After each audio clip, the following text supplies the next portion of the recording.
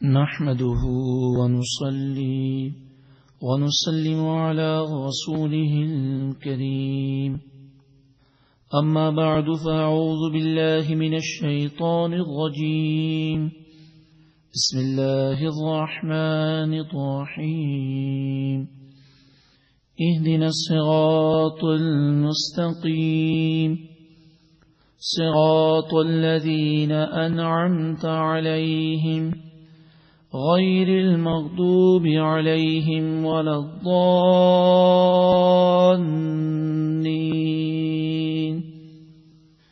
صدق الله العلي العظيم وصدق رسوله النبي الكريم.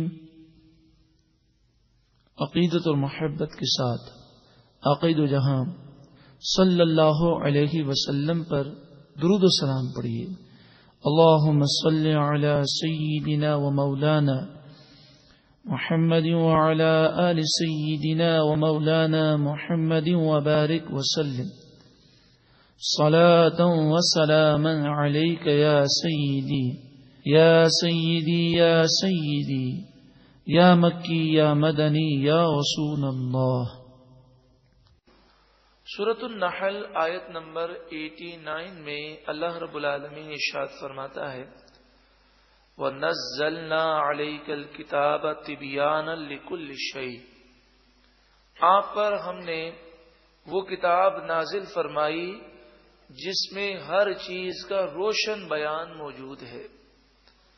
حضرت عبداللہ بن عباس رضی اللہ تعالی عنہما فرماتے ہیں لو دعا لی اقال بعیر لوجدته فی کتاب اللہ، اگر میرے اونٹ کی رسی بھی کھو جائے تو میں اللہ کی کتاب میں تلاش کر سکتا ہوں.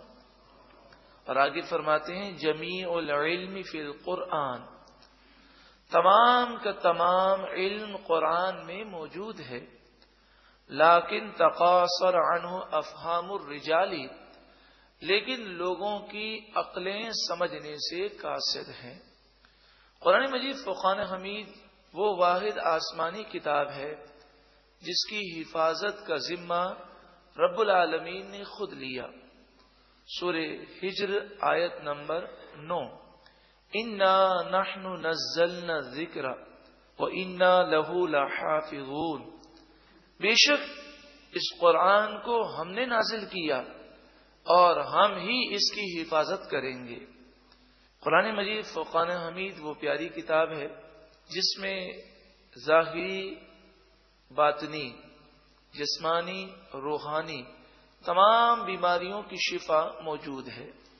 سورہ بنی اسرائیل آیت نمبر 80 ارشاد فرمایا وَنُنَزِّلُ مِنَ الْقُرْآنِ مَا هُوَ شِفَاءٌ وَرَحْمَةٌ لِّلْمُؤْمِنِينَ، اور ہم قرآن نازل فرماتے ہیں جس میں مومنوں کے لیے شفا اور رحمت ہے.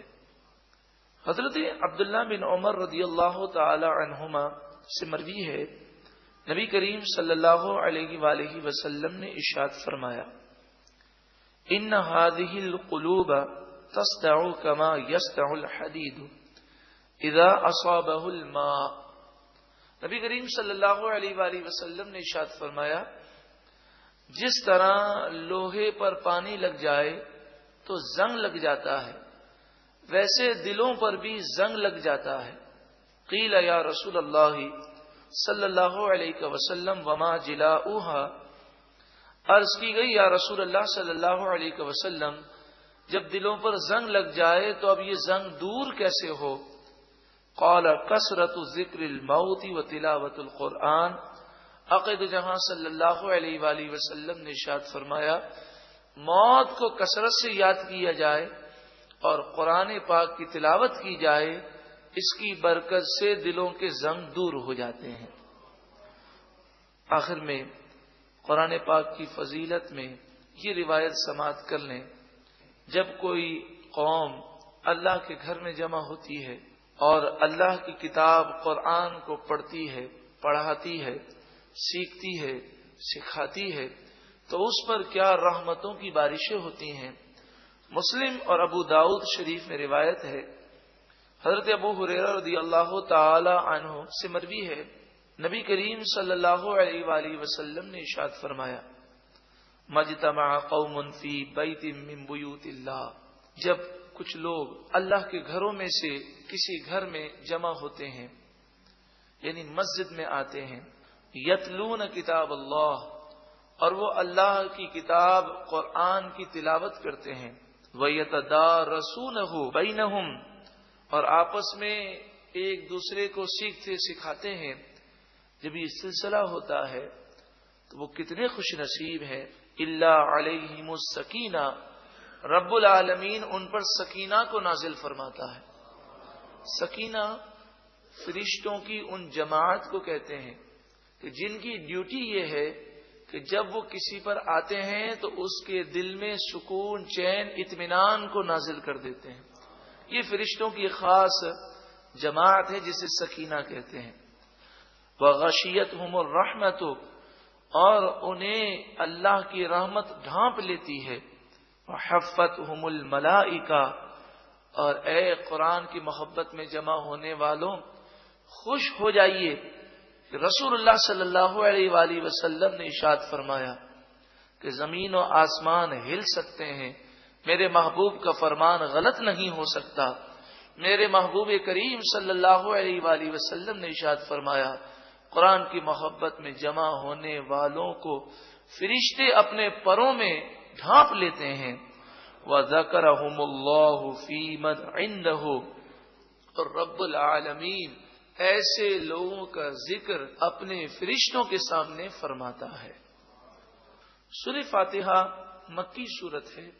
مکی کی یہ معنی ہے کہ ہجرت سے پہلے اس سورہ مبارکہ کا نزول ہوا۔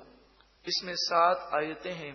سورہ فاتحہ کے متعلق دارمی شریف میں اور امام بہقی نے شعب الایمان میں یہ روایت لکھی کہ حضرت عبد الملک بن عمیر رضی اللہ تعالی عنہما سے مروی ہے، حضور صلی اللہ علیہ وآلہ وسلم نے ارشاد فرمایا، فی فاتحۃ الکتاب شفاء من کل داء، سورہ فاتحہ میں ہر بیماری کی شفا موجود ہے۔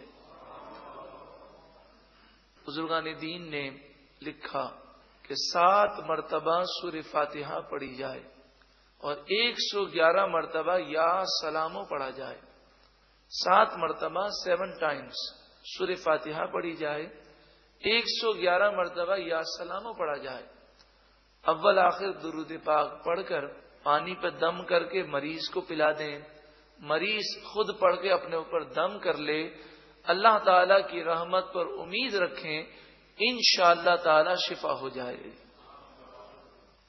جب بھی ہم قرآن مجید فرقان حمید کی تلاوت شروع کرتے ہیں تو اعوذ باللہ پڑھتے ہیں۔ اس کی معنی ہے اعوذ، میں پناہ مانگتا ہوں، باللہ اللہ کی، من الشیطان الرجیم، شیطان مردود کے شر سے۔ یعنی گویا کہ بندہ جب اعوذ باللہ پڑھتا ہے تو وہ اپنی عاجزی اور اپنی کمزوری کا اظہار کرتا ہے کہ پروردگار میری تو طاقت نہیں کہ میں شیطان کا مقابلہ کر سکوں، میں تیری پناہ لیتا ہوں، تو کرم کر دے اور شیطان کے وار سے مجھے محفوظ فرما۔ صبح فجر کی نماز کے بعد جو 11 مرتبہ اعوذ باللہ من الشیطان الرجیم پڑھ لے اور اس کے ساتھ 11 مرتبہ سورہ اخلاص قل هو اللہ احد پڑھ لے، فرمایا اللہ تعالی اس کی ایسی حفاظت فرماتا ہے کہ اگر شیطان اپنے تمام چیلوں سمیت اس پر حملہ آور ہو اور اسے بہکانے کی کوشش کرے، پھر بھی شیطان پورے دن اسے بہکا نہیں سکتا۔ اعوذ باللہ 11 مرتبہ اور 11 مرتبہ سورہ اخلاص فجر کی نماز کے بعد۔ جب بھی ہم کوئی سورت شروع کرتے ہیں یا تلاوت شروع کرتے ہیں تو بسم اللہ شریف پڑھتے ہیں۔ بسم اللہ، اللہ کے نام سے شروع، الرحمن جو بہت ہی زیادہ مہربان، الرحیم رحم کرنے والا۔ جامع البیان اور دیگر تفاسیر میں بسم اللہ کی بے شمار فضیلتیں لکھی گئیں۔ بس اتنا یاد رکھ لیجئے کہ جس شخص کی یہ عادت بن جائے کہ ہر جائز اور نیک کام کے شروع میں بسم اللہ شریف پڑھ لے، وہ کبھی ناکام اور نامراد نہیں ہوگا۔ بس یہ عادت بنا لیجئے کہ کوئی بھی کام ہو جو جائز ہے اس کام کو شروع کریں تو بسم اللہ شریف پڑھ لیں، انشاءاللہ تعالی کامیابی ہی کامیابی ہے۔ الحمد، ال کے معنی تمام، حمد خوبیاں، الحمد تمام خوبیاں، للہ اللہ کے لیے ہیں، رب العالمین، رب کے معنی پالنے والا، عالمین سارے جہان والوں کا، تمام خوبیاں اس اللہ کے لیے ہیں جو سارے جہان والوں کا پالنے والا، سب کو روزی وہی دے رہا ہے، عزت دینے والا وہی ہے، بیماریوں سے شفا دینے والا وہی ہے، بگڑے کام بنانے والا وہی ہے۔ ہاں یہ الگ بات ہے کہ اس نے دنیا کو ایک ذریعہ بنایا۔ ہم جب پانی پیتے ہیں تو ہماری پیاس بجھ جاتی ہے، پیاس بجھانے والا کون ہے؟ اللہ تعالی۔ پانی کو اللہ نے ذریعہ بنایا، اگر اللہ تعالی چاہے تو 1000 مرتبہ کوئی پانی پیے اس کی پیاس نہ بجھے، اور رب العالمین چاہے تو بغیر پانی پیے وہ پیاس بجھانے پر قادر ہے، لیکن اس نے ایک ذریعہ بنایا، وسیلہ بنایا، ایک سبب بنایا۔ بھوک لگی ہے، کھانا کھاتے ہیں، بھوک مٹ جاتی ہے، تو بھوک مٹانے والا رب العالمین ہے۔ کھانا ایک ذریعہ ہے، ایک سبب ہے، ایک وسیلہ ہے، وہ چاہے تو بغیر کھائے بھوک مٹ جائے، اور وہ چاہے تو کتنا بھی کھانا کھا لیں لیکن بھوک میں کمی واقع نہ ہو۔ عقیدہ یہی ہونا چاہیے، اور یہی اسلامی عقیدہ ہے کہ سب کچھ کرنے والا اللہ تعالی ہے۔ انبیاء، اولیاء یہ اسباب ہیں، یہ ذرائع ہیں، یہ وسیلے ہیں، اللہ تعالیٰ نے انہیں مقام اور مرتبہ عطا فرمایا۔ یہ فرشتے اللہ تعالیٰ کی مشیت ہیں، اللہ تعالیٰ فرشتوں کا محتاج نہیں ہے، وہ چاہے تو ان فرشتوں کے بغیر پوری کائنات کا نظام چل جائے، لیکن اس کی مشیت ہے، اس کی مرضی ہے کہ اس نے فرشتوں کو یہ نظام دیا۔ الحمدللہ رب العالمین میں یہی درس ہے کہ حقیقی طور پر پالنے والا صرف و صرف اللہ تعالی ہے۔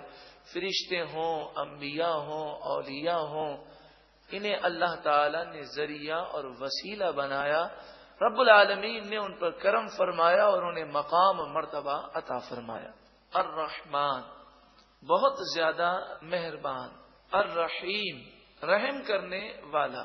اللہ رب العالمین اس قدر مہربان اور اس قدر رحم کرنے والا ہے کہ اس سے اندازہ لگائیے کہ فرمایا جس قدر ماں اپنے بچے سے پیار کرتی ہے اس سے بھی 70 گنا زائد رب العالمین اپنے بندے سے محبت فرماتا ہے۔ جب رب العالمین اتنا کریم ہے، اتنا رحمان ہے، اتنا رحیم ہے، تو کتنا بدنصیب ہے وہ بندہ جو رب العالمین کا کہنا نہ مانے، رب العالمین کی نافرمانی کرے۔ اس کریم رحیم پروردگار کی بارگاہ میں ہمیشہ کے لیے ہمیں جھک جانا چاہیے۔ مالکی یوم الدین، قیامت کے دن کا مالک، دین کے معنی فیصلہ، دین کے معنی جزا، یوم کے معنی دن، قیامت کے دن کا مالک، فیصلے کے دن کا مالک، جزا کے دن کا مالک۔ قیامت کے دن رب العالمین اگر ناراض ہو گیا اور کسی شخص کا مرتے وقت ایمان برباد ہو گیا تو بتائیے رب العالمین کے غضب سے کیا ہماری دنیا کی دولت، یہ ہمارا منصب، یہ سورس ہمیں بچا سکتی ہے؟ مالک یوم الدین، قیامت کے دن کا تو وہی مالک ہے۔ ایا خاص کا تیری، خاص تیری، نعبد ہم عبادت کرتے ہیں، نعبد ہم عبادت کرتے ہیں، وَإِيَّاكَ، واو کے معنی اور، ایا معنی خاص، کا معنی تیری، اور خاص تیری، نستعین ہم مدد مانگتے ہیں۔ لفظی ترجمہ تو یہی ہے، مگر چونکہ یہ دعا ہے اور عربی گرامر کا یہ اصول ہے، یہ قاعدہ ہے کہ دعا کے مقام پر ترجمہ دعائیہ ہونا چاہیے. اسی لیے اس کا ترجمہ مفسرین نے فرمایا اس طرح ہوگا: اے پروردگار تو ہمیں ہمیشہ یہ توفیق عطا فرما کہ ہم تیری ہی عبادت کریں اور تجھ ہی سے مدد مانگیں. تو یہ دعا ہے. جہاں پر سوال یہ ہے کہ ایاکا قرآن میں اس آیت میں 2 مرتبہ ہے. اگر عربی گرامر جو جانتا ہو وہ اس بات کو جانتا ہے کہ 2 مرتبہ ایاکا کی حاجت نہیں. ایک دفعہ اگر ایاکا آ جائے تو وہ وہی معنی دے گا جو 2 مرتبہ ایاکا دیتا ہے. قرآن مجید فرقان حمید میں کسی بھی لفظ کی تکرار فضول نہیں ہے، اس کی حکمتیں ہیں. اس کی کیا وجہ ہے؟ مفسرین نے فرمایا اس کی وجہ یہ ہے کہ عبادت اور مدد مانگنے کو الگ الگ کرنا مقصود ہے. عبادت تو صرف اللہ ہی کی جا سکتی ہے. اللہ کے سوا کسی اور کی عبادت کرنا یا پوجا کرنا یہ شرک ہے. لیکن جہاں تک مدد کا تعلق ہے، مدد میں یہ ہے کہ حقیقی مددگار تو صرف اور صرف اللہ تعالی ہے. لیکن انسان اگر اپنی زندگی کو دیکھے تو اس کی زندگی مخلوق کی مدد کے بغیر کامل اور مکمل نہیں ہوتی. ماں باپ کی مدد کی ضرورت ہے، لوگوں کی مدد کی ضرورت ہے، دوستوں کی مدد کی ضرورت ہے. بلکہ علم جو ہے وہ استاد کی مدد سے حاصل کیا جاتا ہے. اور پھر اللہ تعالیٰ نے انبیاء، اولیاء اور فرشتوں کو بھی مقام عطا فرمایا. تو مدد میں عقیدہ یہ ہے حقیقی مددگار صرف اللہ تعالیٰ ہے، اور باقی جو بھی مدد کرے گا، چاہے فرشتہ کرے، چاہے نبی کریں، چاہے ولی کریں، چاہے عام مخلوق کو جو تھوڑا بہت مدد کرنے کا اختیار ہے، حقیقی مددگار اللہ ہی ہے. اور یہ تمام ذرائع اور وسائل اور اسباب ہیں. رب العالمین نے انبیاء، اولیاء اور فرشتوں کو مقام و مرتبہ عطا فرمایا. اس مضمون کو اگر دیکھنا چاہیں تو سورہ تحریم آیت نمبر 4، فَإِنَّ اللَّهَ هُوَ مَوْلَاهُ، پس بے شک اللہ ان کا مددگار ہے. وَجِبْرِيلُ، اور جبریل مددگار ہیں. وَصَالِحُ الْمُؤْمِنِينَ، اور نیک مومن، صالح مومن مددگار ہیں. اس آیت کریمہ میں اللہ بھی مددگار ہے، جبریل بھی مددگار ہیں، صالح مومنین بھی مددگار ہیں. تو اللہ کا مددگار ہونا حقیقی ہے.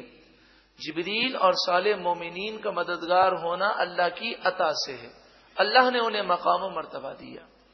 سورۃ المائدہ آیت نمبر 55، انما ولیکم اللہ ورسولہ والذین آمنوا، تمہارا مددگار اللہ ہے اور اس کے رسول ہیں اور مومنین تمہارے مددگار ہیں. اب دیکھیں سورۃ المائدہ کی آیت نمبر 55 میں یہ فرمایا گیا کہ اللہ تمہارا مددگار ہے، اس کے رسول تمہارے مددگار ہیں اور نیک مومنین تمہارے مددگار ہیں.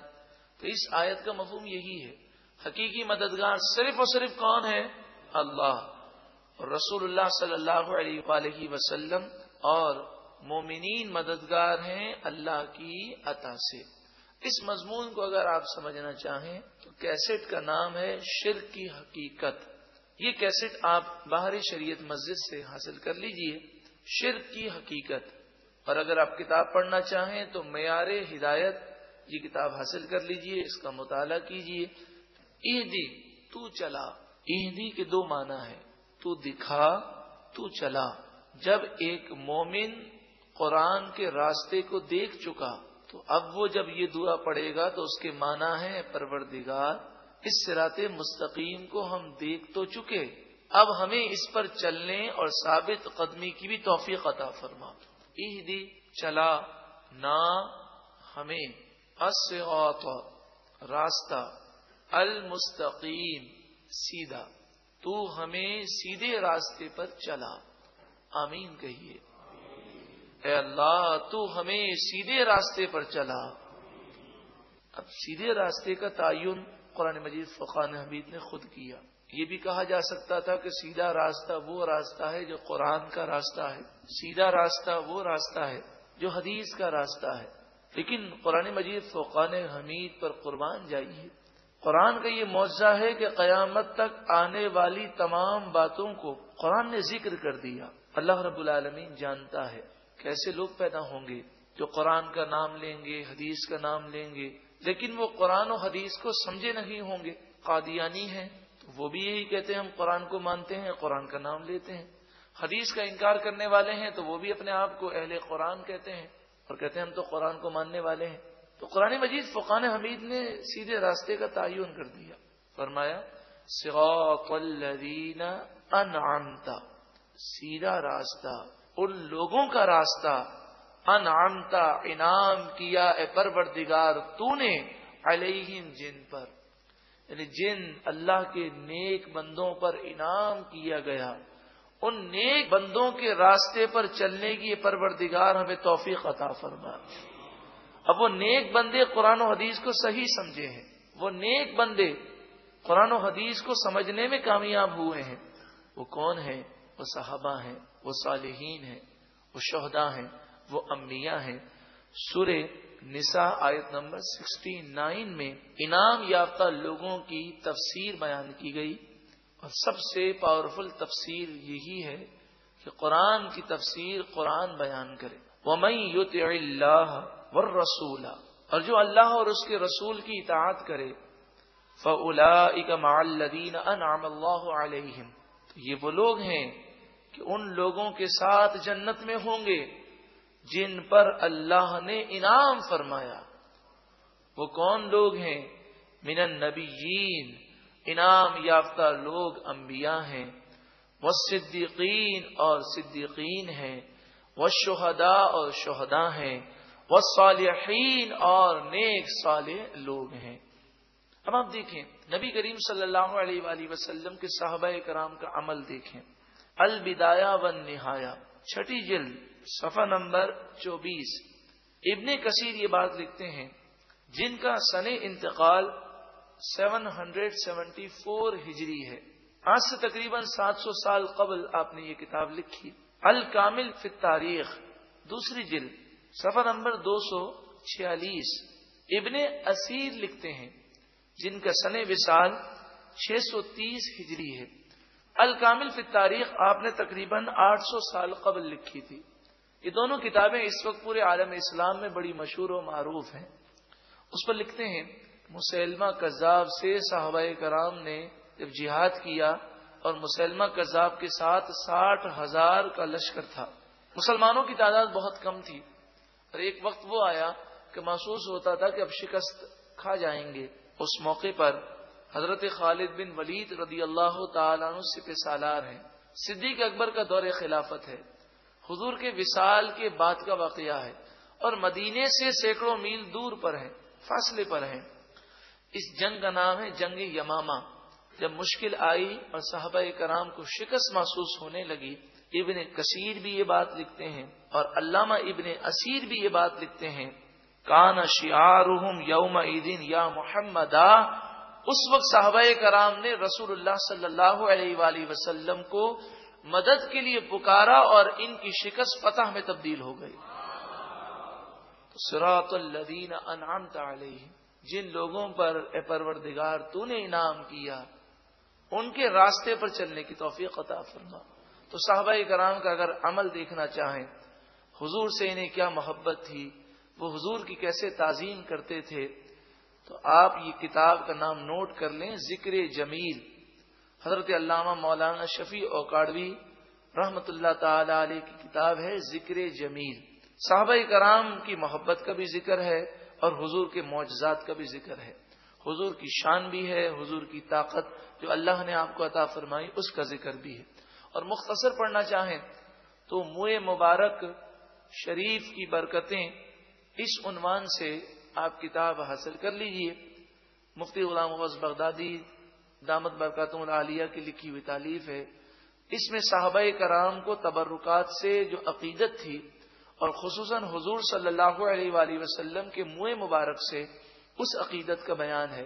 اللہ تعالی ہمیں بھی صحابہ کرام کے نقش قدم پر چلتے ہوئے حضور اقدس صلی اللہ علیہ وآلہ وسلم کی تعظیم و توقیر کرنے کی توفیق عطا فرمائے۔ غیر المغضوب علیہم، غیر کے معنی نہ، مغضوب غضب کیا گیا، علیہم جن پر، واو کے معنی اور، لا معنی نہ، ضالین گمراہ۔ اب اس آیت کا مفہوم یہ ہے، اے پروردگار تو ہمیں ان لوگوں کے راستے پر چلا جن پر تو نے اپنا فضل فرمایا، اور ان لوگوں کے راستے پر چلنے سے محفوظ فرما جن پر غضب کیا گیا، اور جو گمراہ ہوئے ان کے راستے سے پروردگار ہم سب کو محفوظ فرما۔ اس کے آخر میں ہم کہتے ہیں آمین۔ آمین کے معنی ہے الہی قبول فرما، الہی ایسا ہی کر۔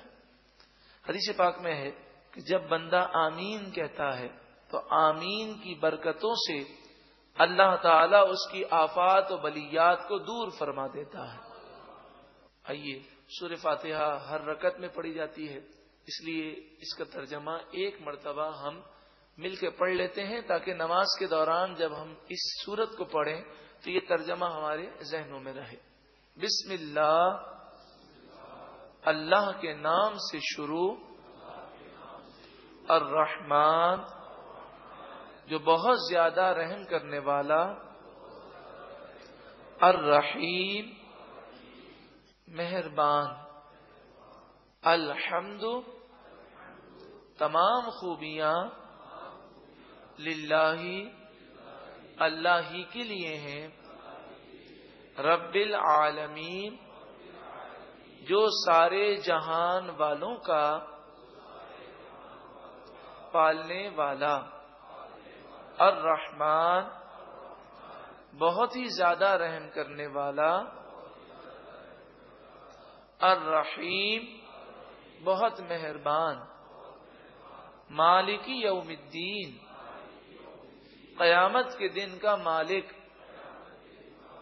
ایاک خاص تیری، نعبد ہم عبادت کریں، و ایاک اور خاص تیری، نستعین ہم مدد مانگیں، اہدی تو چلا، نا ہمیں، الصراط المستقیم سیدھے راستے پر، صراط الذین راستہ ان لوگوں کا، انعمت انعام کیا تو نے، علیہم جن پر، غیر المغضوب علیہم نہ ان لوگوں کا غضب کیا گیا جن پر، ولا الضالین اور نہ ہی گمراہوں کا، آمین الہی قبول فرما۔